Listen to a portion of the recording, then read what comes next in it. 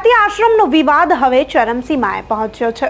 ઋષિ ભારતી બાપુના સમર્થનમાં કોળી સમાજ હવે મેદાને આવ્યો છે અને હવે ગુજરાતભરના કોળી સમાજના લોકો કહી રહ્યા છે કે અમે ઋષિ ભારતી બાપુના સમર્થનમાં મોટું આંદોલન કરશું અને આંદોલનની ચીમકી તેમણે કલેક્ટરને પણ આપી છે। સુરેન્દ્રનગરમાં કોળી સમાજના લોકો એકઠા થયા અને તેમણે કલેક્ટરને ચીમકી આપી છે કે હવે જો ઋષિ ભારતી બાપુને સરખેજમાં આશ્રમ જે છે ભારતી આશ્રમ તે પાછો નહીં આપવામાં આવે તો કોળી સમાજ એક મોટું આંદોલન કરશે।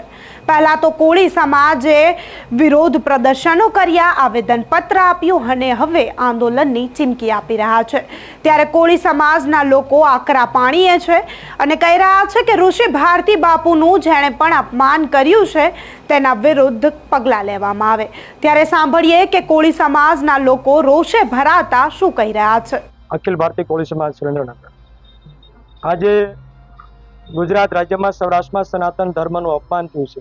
એ કેવી રીતે કે ભારતી બાપુએ એમના 5 સેવકોને એક આશ્રમ આપ્યો હતો।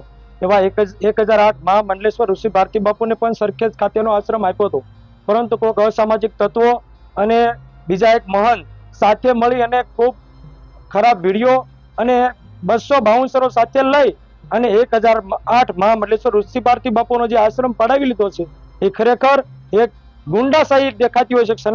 સનાતન ધર્મને સાજ એવું વર્તન કર્યું છે। તો અમારી સુરેન્દ્રનગર જિલ્લાના અખિલ ભારતીય કોળી સમાજના તમામ સંગઠનના આગેવાનો આજે ભાઈઓ અને બહેનો કલેક્ટરશ્રીને રજૂઆત કરી છે કે અમારા ઋષિ ભારતી બાપુને તાત્કાલિક ધોરણે આ અનુસંધાને આશ્રમ પાછો આપવામાં આવે અને સનાતન ધર્મનું જે અપમાન થયું છે અપમાન કરનારાઓ ઉપર કાયદેસરની કાર્યવાહી કરવામાં આવે।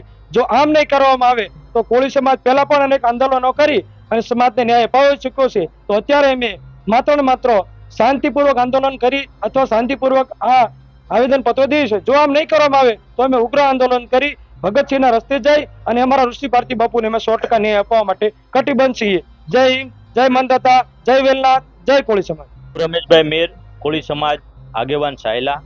આજે જ્યારે અમારા સનાતન ધર્મ વિશે જ્યારે અમારા સમાજના સંત ઉપર કીચડ ઉછાળવાનો જે પ્રયત્ન અત્યારે જે અસામાજિક તત્વો અને અધર્મીઓ લોકો જે કરી રહ્યા છે એના વિરોધમાં આજે કલેક્ટરશ્રીને આવેદનપત્ર આપી અને અમારા જે ઋષિ ભારતી બાપુ છે એનો જે આશ્રમ છે એ છીનવી લેવામાં આવ્યો છે એ તાત્કાલિક અસરથી પાછો આપવામાં આવે અને એમની સાથે જે અધર્મીઓ કાર્ય એમના ઉપર કરી રહ્યા છે એના વિરુદ્ધમાં તાત્કાલિક અસરથી કાયદેસરની કાર્યવાહી થાય। એના માટે આજે અમારો બહોળો સમાજ સાયલા તાલુકો આખા સુરેન્દ્રનગર જિલ્લાના કોળી સમાજ અને બહારથી પણ આજે કોળી સમાજ જ્યારે અહીંયા ભેગો થયો છે ત્યારે અમે આપણા મુખ્યમંત્રીને લાગણીને માંગણી એક જ છે, જો અમે આજે સનાતન ધર્મના રીતે અમે લેવા માંગીએ છીએ પણ આવનારા સમયમાં આ કોળી સમાજ કોઈ એવો સમાજ નથી કે ચૂપ બેસશે। અત્યારે અમે ગાંધી ચિંધ્યા માર્ગે છીએ। આવનારા સમયમાં જો અમારા સંત ઉપર વધારે કીચડ ઉછાળવામાં આવશે ને યોગ્ય ન્યાય નહીં મળે તો અમે ભગતસિંહ બનતા પણ અમને વાર નહીં લાગે। અમારા વંશજો જે છે એ જે રજવાડા હતા એ જે લડ્યા હતા એમની રીતે અમે પણ અત્યારે અમારા સંતને જે બચાવવા માટે પૂરેપૂરા પ્રયત્ન કરવા માટે અમે તૈયાર છીએ। જય માનદાતા, જય કોળી સમાજ। તો સરખેજ ભારતી આશ્રમનો વિવાદ દિવસે ને દિવસે વકરી રહ્યો છે। હવે કોળી સમાજ ઋષિ ભારતી બાપુના સમર્થનમાં આવ્યો છે ત્યારે જોવાનું રહેશે કે શું ઋષિ ભારતી બાપુને ખરેખર સરખેજ ભારતી આશ્રમ જે છે તે પાછો આપવામાં આવે છે કે નહીં।